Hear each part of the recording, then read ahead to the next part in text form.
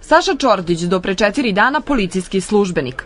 Posle ovog amaterskog snimka koji je hit na internetu, postao je junak nacije. Rečenicama koje je izgovorio jednom od huligana koji su rušili Beograd za vreme održavanja Parade ponosa u nedelju, više je prema oceni mnogih uradio za promociju policije nego svi marketinški stručnjaci zajedno. Njegovom reakcijom oduševljeni su svi, naročito novinari koji su i inicirali susret sa ministrom policije Ivicom Dačićem.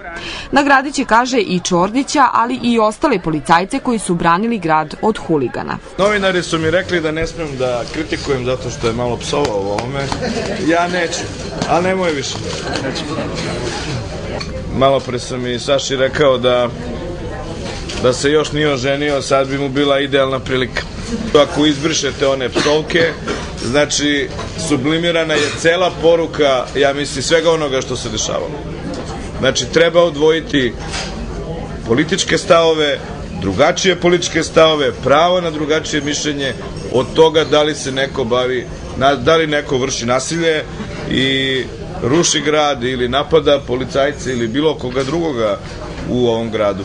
Mislim da ovo što si rekao ima mnogo veći efekat nego da si nekoga udario. To je da ima uspomenu od ministra, a ovde naravno još nekih poklona, ovde za ćerku, za sina, izvinjavam se, dobit će ćerku sigurno.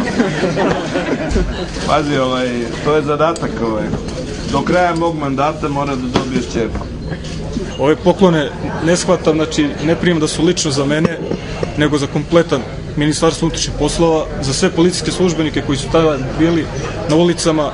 Ta je rečenica došla sama po sebi, ovo između i pored što je bilo, to je da kažem da se, ne želim da se pravdam, ali bukvalno u tom nekom stanju afekta kao neki vid pražnjenja, bukvalno.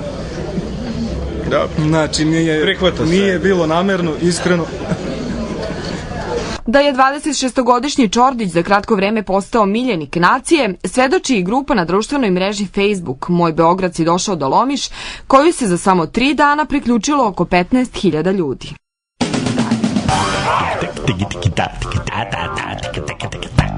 Beograde, Beograde, Beograde, Beograde, sa nama i u nama živiš ti, sa nama i u nama živiš ti.